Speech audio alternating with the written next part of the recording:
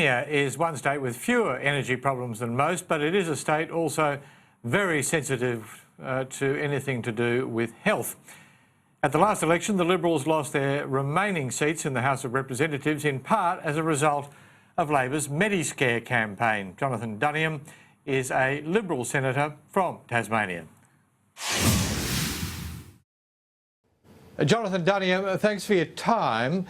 Privatisation, deregulation were supposed to make electricity both more reliable and also cheaper. They haven't. Isn't that why Malcolm Turnbull has had to intervene on two fronts? Number one, and promised government intervention on the question of pumped hydro and also on gas supply to the electricity network. Look, what the Prime Minister has done, I think, is a very sensible intervention. It's what has been required in this debate all along. When we saw earlier in the week the Premier of South Australia chuck what I thought was a rather large tantrum resulting from a crisis he's presided over, I just thought it was not a constructive way to approach this. By contrast, the Prime Minister and the Federal Energy Minister have intervened.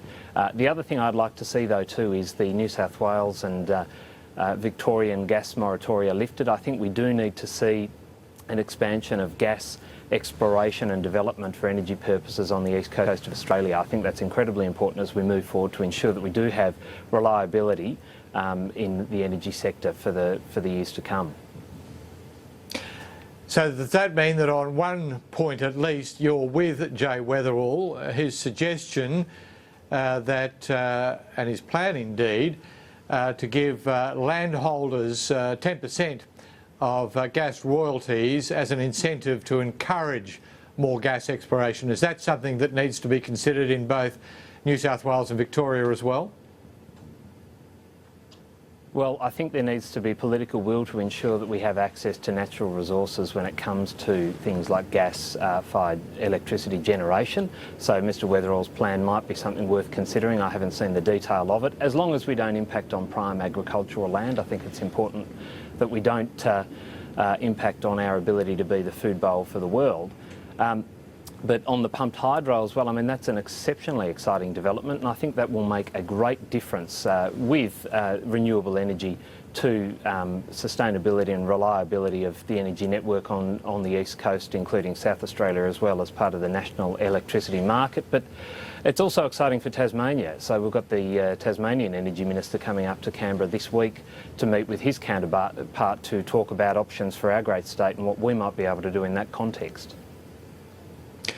If pumped hydro is such a good idea, and it has been on Snowy Hydro's books for 3 decades now, why didn't the market take it up? Isn't this a classic case of market failure, suggesting that privatisation and deregulation haven't done entirely the job they were supposed to do? I suppose what we need to do as a government is to ensure that we put in place whatever mechanisms necessary to intervene and take leadership, decisive action to ensure that we prevent what we've seen happen in recent months not happen again. I mean, it's just having such an impact on the commercial side of our community, but also people's livelihoods as well. So we need to do whatever we can if that requires government intervention, and I applaud the PM for what he's done with the pumped hydro initiative there in the Snowy Mountains. I think we need to get on with it and just lead and not sit back and wait for things to take care of themselves, because clearly they haven't. Let's turn to another issue. Health Minister Greg Hunt on Sky News this morning provided another hint that the government will act to restore the GP rebate. Will that be enough, do you think, to restore public confidence in the government and its attitude to Medicare? The Health Minister also said that the government, the coalition, did need to listen to voters on this issue. Absolutely. We need to have our ears very much open on the issue of ensuring we have a sustainable and very workable health system into the future. Medicare is such an incredibly important part of ensuring our Australian population have access to the medical services they need. I know that the Minister for Health has had a very constructive relationship with the medical profession through the AMA and the Royal Australian College of GPs, and I know he's been talking at length with them about ways to ensure that the system is going to be working better into the future, and that any investments into the future mean better patient access to doctors. That's what this is all about, and I'm not sure what announcements may be down the track, but I am absolutely confident that the government that I'm a part of will be listening and making sure that Australians' voices are heard when it comes to this vital service they get through Medicare. Health has been a particular pressure point in Tasmania. You lost all your lower house representatives at the last election. Greg Hunt says that any changes that are made, savings will have to be found elsewhere in the health budget. Isn't that something that is going to concern your voters, the electorate in Tasmania, which is already struggling under the pressures imposed on the health system in that state? Well, look, there's nothing as successful as a great misinformation campaign like the one that was run at the last federal election against our 3 lower house MPs in the north of the state. The Mediscare campaign, as everyone's now referring to it. The fact is, it was nothing but rubbish. There was no plan to privatise this entity. But the point about finding savings to make sure something works, I think the key there is ensuring the resources we have at our disposal, which are limited, are allocated to where they need to go. So that means ensuring that investments in health result in better patient access to medical services and doctors. So you think you would be able to sell this to the voters even if restoration of the GP rebate meant cuts elsewhere in Tasmania's health system? I think that the people of Tasmania are very willing to listen to how services are going to be enhanced to protect them and to improve their health and welfare outcomes. I call on my counterparts in the Labor Party to not play politics with this, but be honest about what's going on here, because I would have thought they'd be on board with this too, trying to ensure that every single Tasmanian has a better chance of accessing the medical services they need. We have had a history of working well together down here on issues like this, so I call on them to not play politics, not spread misinformation, and get on board with some changes that might actually help our community.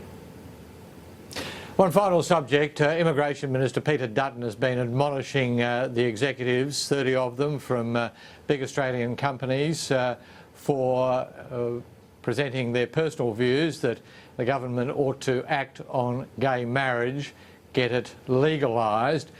On the other hand, Foreign Minister Julie Bishop says these people have a right to speak out. Which side do you stand on, with Peter Dutton or with Julie Bishop? Well, can I say, I don't think that the views are mutually exclusive. I tend to think that we ought to protect free speech, and that's the point the Foreign Minister made. Free speech is normally something that we protect for individuals. Now, I'm not sure whether the individuals that signed that letter were signing as individuals or on behalf of every single one of their employees, every single one of their clients and every member of their board. So I guess that may be the point I thought that Peter Dutton was making. Are these people representing their companies or their own views? There is a distinct difference. The PM has responded to this, though, I think very clearly. The matter, insofar as the coalition is concerned, is a matter that we've dealt with by way of trying to implement the election promise we took to the last election. That was the plebiscite. We spent a lot of time debating that through the election campaign with the community and with our opponents, and ever since the election until the bill to enable the plebiscite to take place was defeated. This matter has been discussed at great length for some time now. We really need to ensure that we do provide time for debate on other things. This week we have the Omnibus Measures Bill coming into the Senate, and there are things in there like childcare rebate reform. We need to make sure we're debating things like that, like the issue we discussed before with energy security.